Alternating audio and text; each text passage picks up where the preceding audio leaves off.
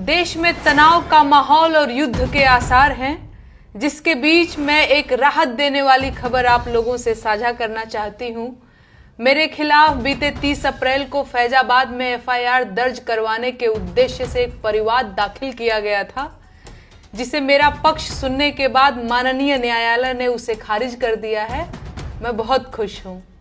मुझे अपने देश की न्यायपालिका पर पूरा भरोसा है और मैं ये बात बखूबी जानती हूं कि अपने देश के संविधान की मजबूती के लिए लड़ना देश प्रेम का सुंदर उदाहरण है। मैं ये भी जानती हूं कि एक नागरिक के तौर पर अपने देश की सरकार से सवाल पूछना एक नागरिक का अधिकार और जिम्मेदारी दोनों है। मैंने अक्सर लोगों को भ्रमित होते हुए देखा है और समझा है कि कई बार लोग सरकार और देश दोनों को एक ही समझ लेते हैं और उन्हें लगता है कि देश की सरकार से सवाल पूछना अपने देश पर सवाल उठाने जैसी बात है, लेकिन ऐसा नहीं है। राजतंत्र और लोकतंत्र के बीच यही तो मुख्य अंतर है।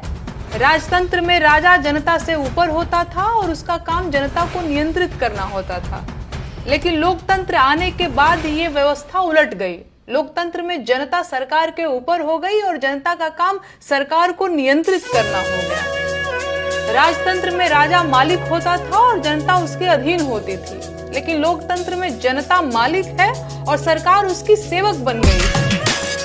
और सच ये है कि जनता का काम सरकार से उसके कामों का हिसाब लेना है, सरकार की चापलूसी करना नहीं।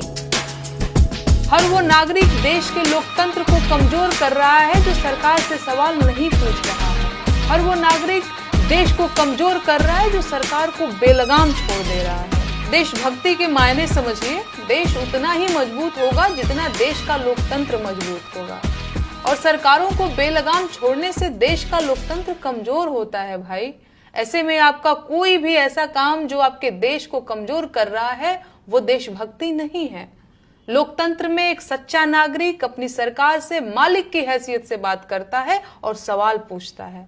तो ये बात कभी मत भूलिएगा कि सरकारों की चापलूसी लोकतंत्र को कमजोर करती है और सरकारों को तानाशाह बनाती है, और इतिहास गवाह है कि तानाशाहों ने हमेशा अपने ही देशों को बर्बाद किया है।